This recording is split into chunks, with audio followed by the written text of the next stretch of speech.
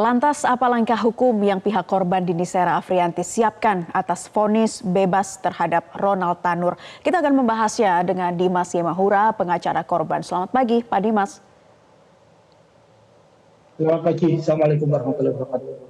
Waalaikumsalam. Pak Dimas, Ronald Tanur bebas dari dakwaan. Apa tanggapan dari keluarga korban atas putusan ini?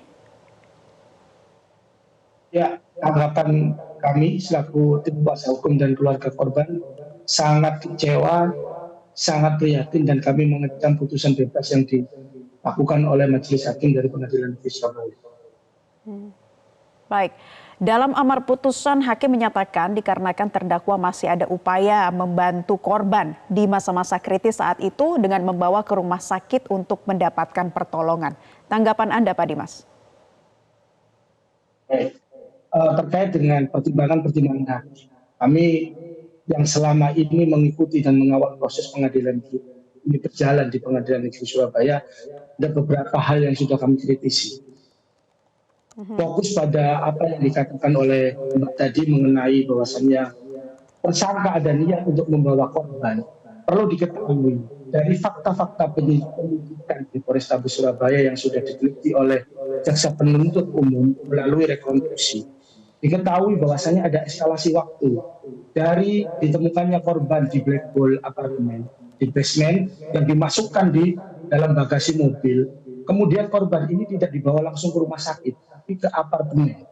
Dan sesampai di apartemen, tersangka ini naik ke atas mengambil tasnya, kemudian meninggalkan korban di lobi apartemen, yang kemudian kendaraannya dihentikan oleh security, di mana kemudian security dan pengelola apartemen lah yang meminta dan memaksa tersangka untuk membawa korban ke rumah sakit.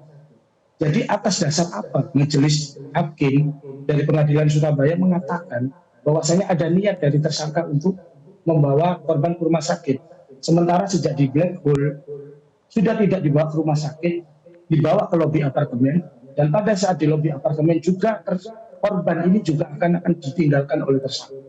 Begitu, Pak. Baik, jadi dari fakta-fakta yang ada dikatakan oleh pihak dari pengacara korban ini tidak sesuai ya, apalagi kemudian yang Anda keluhkan di sini yang tidak sesuai begitu ya, terkait dengan pendapat hakim kematian korban juga bukan karena luka dalam yang ia alami misalnya dari dugaan penganiayaan terdakwa, melainkan karena minuman keras. Ya, ini sangat lucu juga, karena kita ketahui dan kita lihat bersama, dan saya ada bukti-bukti juga, bahwa korban ini mengalami berbagai luka memar di tubuhnya. Itu karena ada tindakan kekerasan dari tersangka. Yang pertama itu. Yang kedua, dari hasil visum dan otopsi yang dimana kami sebagai tim kuasa hukum saat itu berada 2 hari di depan kamar mayat awal otopsi dari korban, ditemukan bahwasanya dari hasil otopsi itu adanya luka pendarahan dalam di dalam tubuh korban dan rusaknya atau patahnya bagian tulang rusuk dari korban, yang itu juga menyebabkan pendarahan yang bisa mengakibatkan kematian. Pada saat itu ahli forensik sudah mengatakan hal tersebut di dalam persidangan. Namun majelis hakim yang pada saat itu memeriksa, dan saya hadir di ruang sidang, saya mendengarkan sendiri pada saat itu majelis hakim mengintervensi keterangan dari ahli forensik ini. Kemudian ada kata-kata yang menurut saya cukup aneh oleh majelis hakim di dalam persidangan pada saat itu, yakni majelis hakim mengatakan bahwa tahu dari mana kamu bahwasanya korban ini dibunuh oleh pelaku. Padahal pada saat itu yang diperiksa adalah ahli forensik yang sedang melakukan pemeriksaan terhadap jasad dari korban yang dilakukan otopsi. Itu yang pertama. Yang kedua, yakni tentang waktu putusan. Putusan ini seharusnya dibacakan pada hari Senin, tanggal 22 Juli 2024. Dengan jangka waktu kurang lebih 14 hari dari pembacaan pledoi dari tersebut. Namun anehnya, di tanggal 22 Juli, putusan yang sejatinya sudah siap untuk dibacakan ditunda dengan alasan hakim belum siap dengan putusannya dan baru dibacakan pada Rabu kemarin. Ini juga menjadi catatan kejanggalan kami terhadap kasus ini. Ada apa? Kenapa hakim begitu lama memutuskan? Dan waktu yang lama itu ternyata hakim membebaskan tersangka dari segala tuntutan yang sudah disampaikan oleh JPU. Itu. Baik, ada beragam kejanggalan yang dirasa yang dikatakan oleh majelis hakim di sini ya dalam mengintervensi. Nah, meski terdakwa Ronald diputus bebas oleh hakim, jaksa tak langsung menyatakan kasasi atas vonis ini. Dalam hukum kan biasanya jaksa akan melakukan upaya hukum ke tingkat berikutnya ya Pak Dimas, bila di pengadilan tingkat pertama nggak mampu buktikan dakwaannya. Ya, betul. Kami juga sangat kecewa juga terhadap apa yang disampaikan jaksa pada saat itu mengatakan pikir-pikir. Padahal jaksa sudah menuntut sangka dengan tuntutan yang menurut saya sudah cukup adil, sudah cukup baik. Namun anehnya begitu mendengar putusan bebas, jaksa masih pikir-pikir.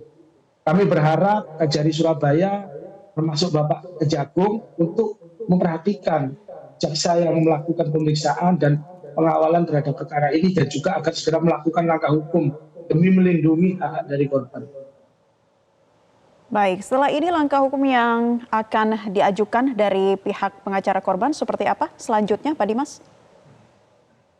Ya, pertama tentunya kami akan meminta kepada Kejari Surabaya dan jaksa yang memeriksa perkara dan mengawal perkara ini segera melakukan langkah hukum, apakah itu banding atau kasasi untuk melindungi hak daripada korban. Yang kedua juga kami akan melakukan laporan kepada Bawas, Badan Pengawasan Hakim di Mahkamah Agung, dan Komisi Yudisial untuk memeriksa hakim, majelis hakim yang melakukan putusan di Pengadilan Negeri Surabaya terhadap bebasnya GRT ini. Kemudian yang ketiga kami juga akan mempertimbangkan dan akan membuat laporan kepada Komisi Pemberantasan Korupsi atau KPK juga untuk melakukan investigasi dan pemeriksaan terhadap 3 majelis hakim. Jika memang nanti ditemukan pelanggaran-pelanggaran hukum yang mengarah pada tindakan-tindakan korupsi atau tindakan-tindakan lainnya terhadap perkara ini, maka kami juga minta jika buktinya cukup, maka 3 hakim ini juga diproses secara hukum.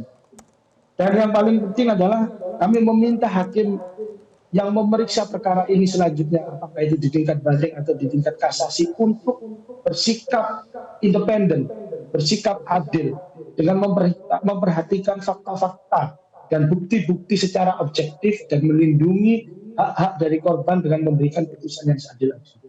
Itu yang kami lakukan. Baik, tadi Pak Dimas katakan bahwa meminta untuk kemudian memeriksa hakim ke Bawas ya atas spesifiknya hal-hal apa saja, apakah ini sudah dibahas Pak Dimas?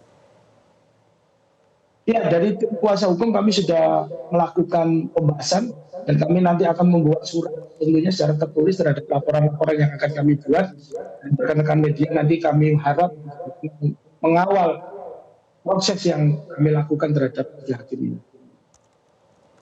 Baik, untuk mengawal proses dan sudah melakukan pembahasan begitu ya secara tertulis. Kapan rencananya? Rencana kami selambat-lambatnya dalam minggu depan laporan akan kami kirimkan kepada Bawas dan kepada Komisi Yudisial. Saat ini sedang kami susun laporan. Baik, ada banyak hal yang dianggap janggal terhadap putusan ini. Ronald Tanur bebas dari dakwaan. Nanti kita akan tunggu paling lambat pada pekan depan ya Pak. Rencana pembahasan secara tertulis mengawal proses ini sedang dilakukan oleh pihak dari tim kuasa hukum korban. Terima kasih Pak Dimas Yemahura selaku pengacara korban sudah bergabung di kesempatan Selamat Pagi Indonesia. Jelajahi cara baru mendapatkan informasi. Download Metro TV Extend sekarang.